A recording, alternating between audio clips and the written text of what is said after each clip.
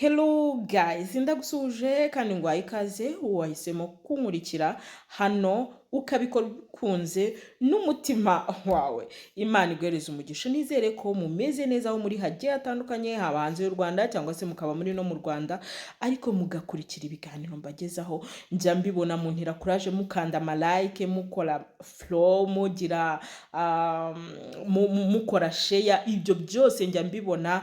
Nukuri ndabashimiye, Imana ibahereze umugisha.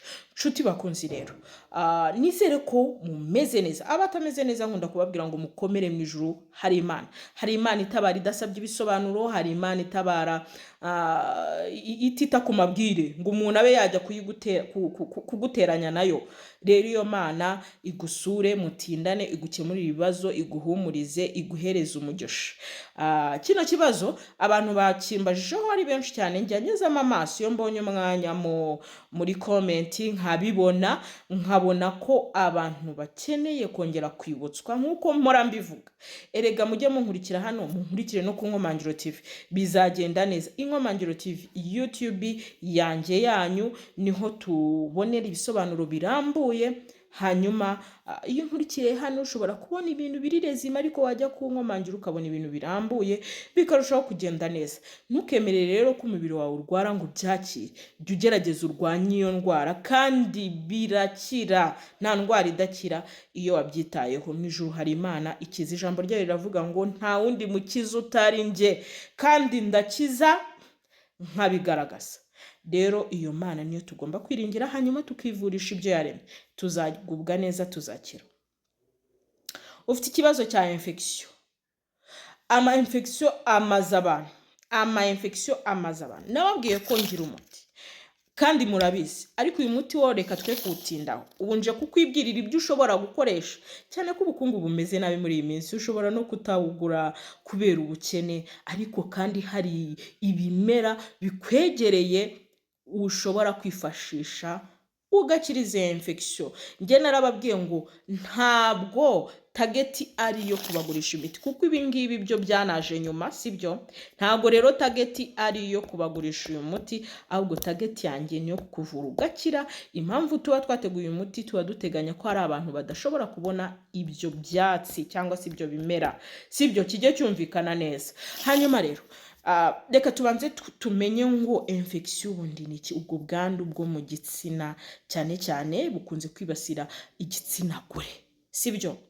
Igitsina gore bakunze kwibasirwa n'abagabo, yego, ariko ukoze ijanisha usanga abagore aribo bafite purusa nyinshi ku bantu bakunze kurwara aya ma infection. Hari ama infection yandura bitewe n'umwanda, bitewe kandi n'isuku nke, birumvikana. Kandi hakaba n'izandurira mu mibonano mpuzabitsina. Niyo mpamvu uzasanga wa muntu ukunda gusambana cyangwa se ukunda kujya inyuma ashobora kuzanira mu rugo ama infection, ugasanga arabatatse. Niyo mpamvu mbabwira rero ngo muve mu byaha, umwami ari hafi kuza. Hanyuma rero reka twikomereze.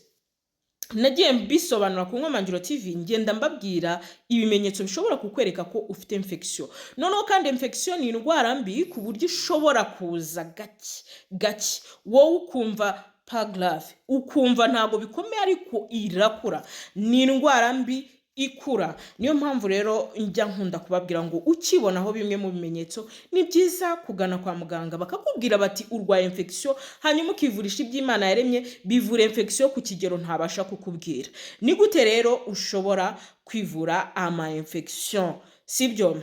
Reka mbanze nkubwire bimwe mu bimenyetso ushobora, ndabivuga mu ncamake, mu bimenyetso ushobora kwibonaho ukabona ko urwaye infection. Hari icyambere, kubabara umugongo wo hasi, ukagira ukababara mu kiziba cy'inda, sibyo? Warangiza kubabara mu kiziba cy'inda, niba uri umubyeyi cyangwa se niba uri umumama washatse, umujene mama wari ufite ubushake mu gikorwa cyo muri Edeni, ubwo urabyumva ibyo nshatse kuvuga.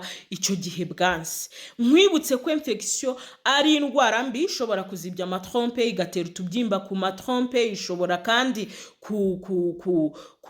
kwangizanya ababyeyi, bityo gusama bikagorana. Ni nayo mpamvu iyo ndi kuvura abantu bashaka gusama, mbanza nkababaza niba kuba bafite ama infection tukaba ariyo tubanza ko ama infection atuma imisemburo igenda nabi, ama infection atuma ushobora kujya mu mihango ntikame. Ibyo byose infection nagira ngo nkubwire ngo ni indwara mbi, ni indwara mbi ndetse cyane. Niyo mpamvu rero njya nkunda kubwira abantu ngo ntukabone infection ngo wumve ni ibintu bisanzwe.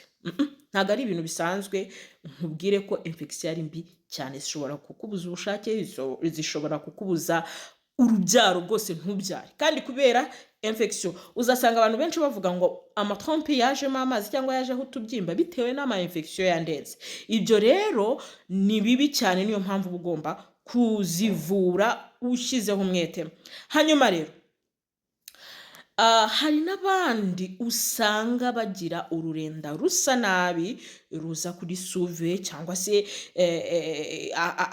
rukaba rusa nk'amata yapfuye, cyangwa rukaba rusa ikigina, cyangwa se rukaba rusa umukara. Hari n'abandi zirenga bikaza bisa icyatsi.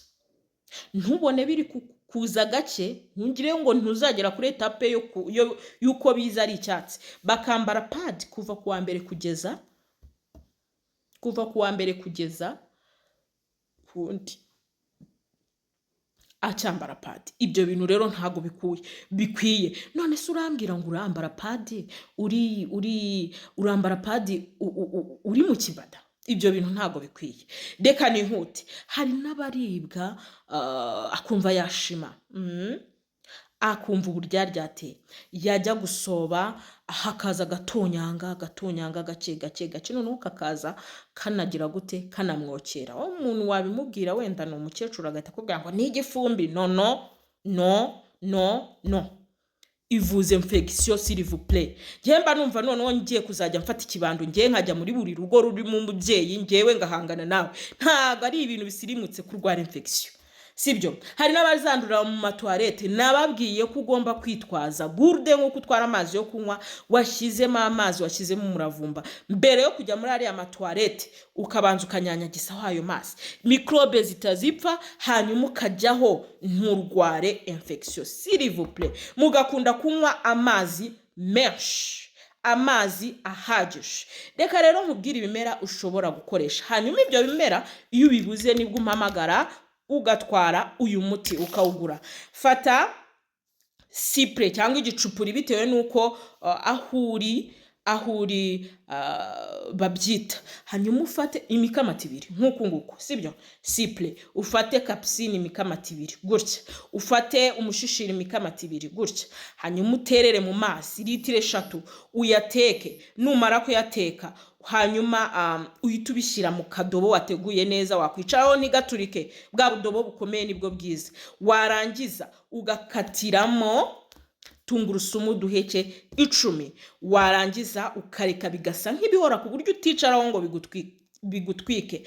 Mara iminota hagati ya 15 na 20 wicareho. Hanyuma ubikore buri nimugoroba iminsi 14 wikurikiranya. Hanyuma ubikore 3 mu cyumweru. Ndakubwiza ukuri infection urinaire, infection vaginale bizakira niwizera. Niyo mpamvu nkunda kubwira abantu ngo niba ugiye gukoresha umuti nkubwiye, mbere na mbere izere, kunda muganga, ukunda Imana, hanyuma ibindi urebe ngo ibitangaza birakubaho. Nkwibutsa ko mu gihe utangiye kwivuza infection, please gura amasuvetoma mashya yayandi ubu yaretse. Kandi mbibutsa kwanika amasuvetoma, s'il vous plaît, muyanike kuzuba, muyatere ipasi, sibyo? Muyatere ipasi. Bamama bakunzi banjye, please nimukarwara infection mari oya pe, ntago mbishaka. Mugira ubuzima bwiza, ibintu bya infection ntago ari ibintu bigezweho, sibyo? Reka nkwifurize gukira. Ndagukunda Imana ikandusha.